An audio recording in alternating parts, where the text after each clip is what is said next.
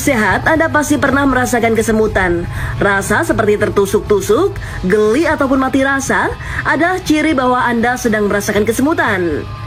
Posisi tubuh yang tidak berubah dalam waktu yang lama bisa menjadi sebab kesemutan, seperti saat Anda duduk bersila terlalu lama.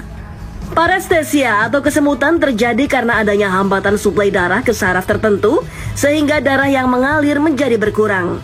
Adapun bagian tubuh yang sering merasakan kesemutan biasanya adalah telapak tangan dan juga kaki. Faktor lain penyebab kesemutan adalah kurangnya asupan vitamin B. Hal ini dikarenakan vitamin B merupakan makanan bagi sistem saraf dalam tubuh kita. Lalu bagaimana jika kesemutan terjadi secara terus-menerus? Apakah berbahaya bagi tubuh kita? Untuk lebih jelasnya, mari kita simak penjelasan dokter berikut ini. Oke, itu tadi tayangan mengenai kesemutan ya dok ya. Penonton di sini suka kesemutan nggak? Pasti pernah ya kesemutan ya.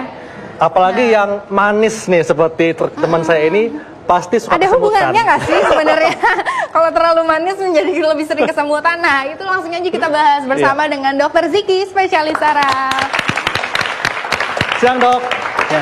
Dok, ini kita sedang bahas tentang kesemutan. Kan biasanya nih kalau kita kelamaan duduk sila atau tidur ketindih tangannya itu tahu-tahu kebas rasanya, kesemutan. Iya, saya kesemutan. Bahkan juga otot misalnya rasanya seperti kram. Iya. Dan ini kan kesemutan katanya ada yang sementara dan kronis. Ya, Ini apa dok? Bisa dijelaskan kepada pemirsa?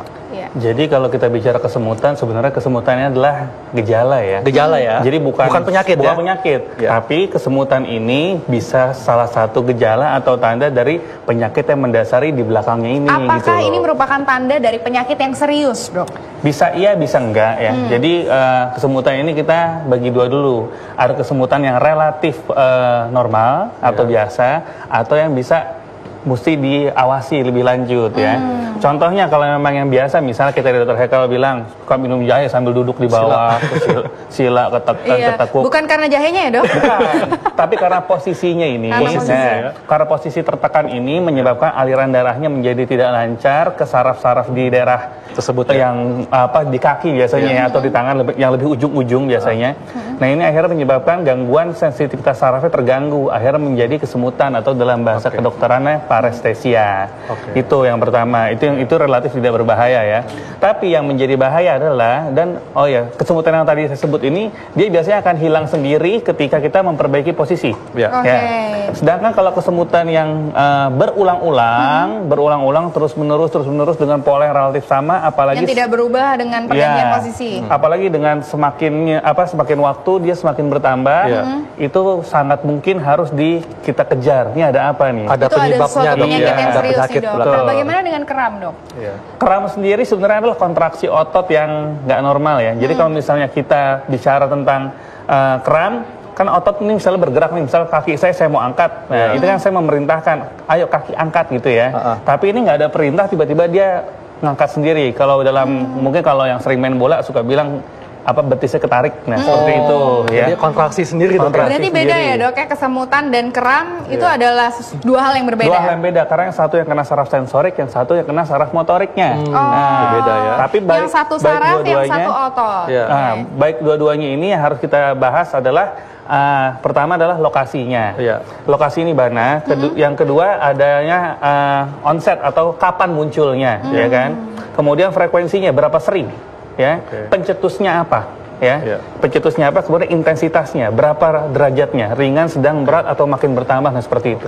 Nah kalau kesemutan ini apa saja dok pencetusnya selain posisi? Kalau kesemutan selain posisi ini banyak ya. Ada mulai dari yang ringan kayak tadi di video dijelaskan, misalnya pada orang dengan gangguan atau defisiensi atau kurangnya vitamin B kompleks vitamin neurotropik itu bisa.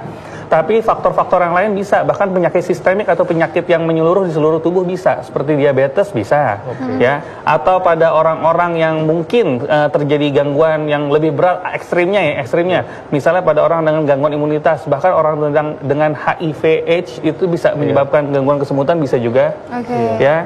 Lalu bisa juga pasien-pasien dengan gangguan gangguan saraf terjepit bisa, ya. Bagaimana dengan pasien yang menjalani kimo atau radiasi? kondisi. Ya, bisa. Itu Jadi juga pada bisa, pasien ya, Dok? dengan kemoterapi itu biasanya yang kita sebut namanya drug induced neuropathy ya. Itu sering ya. Jadi bukan hanya pada kemoterapi saja, tapi pada pasien-pasien yang menggunakan zat-zat tertentu dalam durasi relatif lama. Contohnya yang paling gampang di Indonesia ini adalah apa? Orang yang sering mengkonsumsi jamu sembarangan. Ya. Itu bisa karena ada kandungan-kandungan yang terkadang dicampurkan ke dalam jamu tersebut yang kalau dikonsumsi lama akan menyebabkan gangguan saraf tadi. Wow, berarti Wah, ini juga mesti harus hati-hati diwaspadai ya. Jangan iya. minum jamu yang sembarangan, berlebihan juga itu ternyata bisa menyebabkan kesemutan ya, Dok, Betul. ya. Bahkan kesemutan ini masih bisa mungkin salah satu tanda dari stroke. Masih mungkin ya. Balik lagi tadi makanya lokasinya di mana. Iya. Kalau stroke biasanya dia sebelah, kesemutan sisi kanan saja dari wajah sampai kaki ya inilah mungkin. Atau Iya. bahkan juga pada penyakit gula juga bisa ya, Dok, Ya, ya. kalau penyakit gula biasanya di ujung-ujung. Jadi seperti areanya lokasinya seperti pakai kaos kaki dan sarung tangan. Itu. Nah, Dok, ini kan kesemutan ini biasanya kan terjadi di tangan, di kaki. Nah, tapi ada juga yang terjadinya tiba-tiba hanya sebelah doang, di tangan doang, atau tangan dan kaki. Iya. Nah, ini apakah bisa dikatakan kesemutan yang biasa saja atau mesti diwaspadai sebagai sesuatu yang lebih serius? Kalau kesemutan yang tangan dan kaki berbarengan, itu biasanya ada penyakit yang mendasari. Jadi bukan hanya yang tadi dokter kalau seperti biasanya. Karena kalau seperti biasanya kan, misal ya, orang bersila, berarti kan kakinya mungkin dua-duanya kesemutan. Itu masuk akal, oke.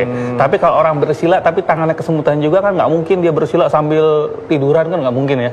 Nah, jadi artinya kalau kaki saja kaki, kalau tangan saja gitu, tergantung intensitas penekanan. Nah, Dok, katanya nih kalau suka kesemutan di tangan itu atau sebelah kiri atau sebelah kanan itu katanya bisa ada tanda suatu penyakit yang lebih serius seperti penyakit jantung misalnya. Jadi kalau sakit jantung itu mayoritas ya sebenarnya bukan kesemutan murni sih ya. Jadi kesemutan ini bisa salah satu tanda, tapi rasanya bukan kesemutan yang seperti biasa, tapi rasa seperti penjalaran nyeri. Penjalaran nyeri. Penjalaran nyeri ke daerah tangan kiri karena mayoritas jantung Sebelah kiri, orang ya? di sebelah kiri ya. Nah, itu bisa. Tapi sering yang saya dapatkan gangguan seperti ini kita sebut namanya bukan gangguan jantung ya, cuma gangguan rasa nyeri nggak nyaman ke daerah lengan atau brachialgia itu sering terjadi pada pasien-pasien dengan saraf terjepit di daerah leher justru. Oh, yang Nah, cervical ini ya. seperti apa nih, Dok, supaya masyarakat bisa lebih aware gejala-gejalanya yang bisa diketahui Iya. itu apa aja, Dok? Kalau untuk biasanya kalau yang bahaya kan yang jantung ini ya. Iya. Iya. Kalau jantung ini biasanya bukan hanya kesemutan atau Tapi bukan ada hanya nyeri. penjalaran, Oh, jadi tapi ada nyeri rasa dada ya? nyeri dada. Dan nyeri dada ini biasanya memang dia nyeri dada yang rasanya lebih dalam dan nggak bisa ditunjuk ya. Seperti Rasanya terhimpit, diremas seperti ya. terhimpit. Iya. Nah kemudian kalau dan itu lokasi mayoritas sebelah kiri. Iya. Tapi sering pada pasien-pasien dengan pencepitan saraf leher di daerah kiri Iya. itu terjadi penjalaran juga dengan Ke lokasi sebelah yang- kiri juga Iya. atau kanan juga bisa? Ke kiri juga. Kiri juga? Iya. Oh, Dengan gejala menjalar ya, Dok ya? menjalar Iya. dengan Oke. gejala yang relatif mirip. Tapi bedanya di sini tidak ada rasa nyeri dada yang seperti tertekan. Dan biasanya karena ototnya terjadi gangguan juga, ini terjadi perubahan rasa nyeri ketika dirubah posisi. Misalnya pas ini berubah kok lebih enak begini ya daripada begini. Nah itu. Oh, itu kemungkinan adanya yang tertekan Iya, sarafnya di leher. betul. Kalau misalnya jantung enggak, dia biasanya lebih tertekan dan kemudian ada nyeri dada ya? Nyeri dada dan nafasnya juga berubah ya. Oke, nah ini, Dok, yang perlu juga digarisbawahi supaya masyarakat lebih aware nih, Dok. Batasan antara kesemutan ini adalah suatu tanda dari penyakit yang serius atau ini kesemutan itu adalah hal yang mungkin kita perubahan posisi lebih enak atau misalnya kita minum karena dehidrasi lebih enak itu Mungkin dari bisa segi jelasin lagi, Dok. intensitasnya apakah ada perbedaan nih Iya, kalau yang karena frekuensinya penyakit juga. lebih sering Iya, betul. atau nggak bisa hilang dengan kita ganti posisi tapi Ya, jadi kembali lagi tadi saya menghafalnya dengan LOFPI ya, LOFPI ya, LOFPI. Ya, lokasinya kalau untuk yang tidak bahaya biasanya hanya di ujung kaki ya, ujung tangan dan itu juga ada pencetus ya, ada pencetusnya. Dengan posisi tadi, Pencetusnya tadi ya. seperti tadi ya, kita berduduk sila terlalu lama, Terhimpit, terhimpit dan betul. sebagainya itu merupakan pencetus. Pencetus. Oke. Kemudian O-nya adalah onset. Onset. Ya. Kapan mulainya? Waktu kapan? Dan misalnya ini dimulai sejak 1 bulan lalu sampai sekarang terus-terusan terus-terusan, kan nggak masuk akal, berarti ada sesuatu yang terjadi. Betul. Ya, frekuensi, seberapa sering. Kalau memang kita lagi nggak duduk, lagi nggak menghimpit, lagi nggak sila, lagi nggak di bantangan, tapi ternyata semutan, terus frekuensi makin sering, ini kemungkinan salah satu gangguan penyakit yang serius. Maksudnya dalam satu hari itu terus-terusan, Dok? Terus-terusan, atau hilang timbul, ya. Oh, tanpa adanya pencetus. Tanpa ada pencetus. Oh, oke. Tuh, setelah frekuensi itu P ya, pencetusnya ini. Pencetusnya, ya. Kalau nggak ada pencetus apa-apa tiba-tiba kesemutan, ya, nah ini kan berarti kan ada sesuatu yang terjadi. Dan intensitas terakhir, intensitas ini artinya semakin lama bisa semakin berat. Kalau yang ada penyakitnya dok ya? Iya, contohnya pada diabetes. Dengan peningkatan kadar gula dan kadar gulanya relatif tidak terkontrol, maka gejala kesemutan ini akan semakin bertambah. Oke, Oke. baik. Iya.